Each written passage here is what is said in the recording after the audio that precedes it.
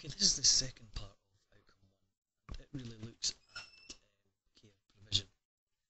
And there's different types of care provision. First of all, we've got formal care, and we have informal care. Now, informal care is normally provided by the family, and there's a lot of people who care informally out there. They receive no payment, they just do it, look after maybe parents or children. There's a lot of young carers as well who maybe look after parents, etc. as well. And they're known as sort of informal care providers because they're not paid or anything like that. And then we come on to sort of formal care providers. Now, the formal care providers for this subject is residential care. We have day care, and we also have domiciliary care. The residential care normally can be a place to stay where people have to actually maybe go and stay in an actual environment.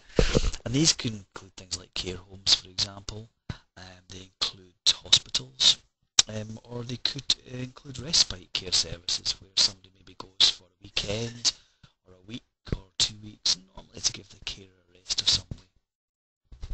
The next one, as I said, we looked at was the daycare services. Now, daycare services are normally maybe somebody goes in for the day to do something, and that can be in a resource centre, for example, where a lot of people maybe go along to spend the day doing activities within a sort of resource centre somewhere. It could be a day hospital where somebody goes in and maybe for the day to receive some kind of treatment, or goes in the day again just to spend some time in the hospital doing some kind of activities. There's also maybe counselling service where people can go out and receive some kind of counselling. Again, it's a daycare service, or it could be some kind of outpatient clinic, something maybe you've been in residential care in hospital and maybe you go and visit somewhere on a day-to-day basis. The last one obviously is domiciliary care. And domiciliary care is very much about maybe people actually coming to your own home to support you in some way or another while you're still in the house.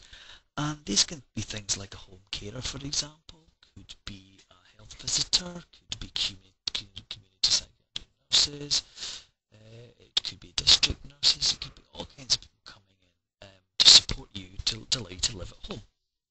But obviously what's the important part of this is the fact that depending on the needs that we discussed earlier, depends on what service you may have.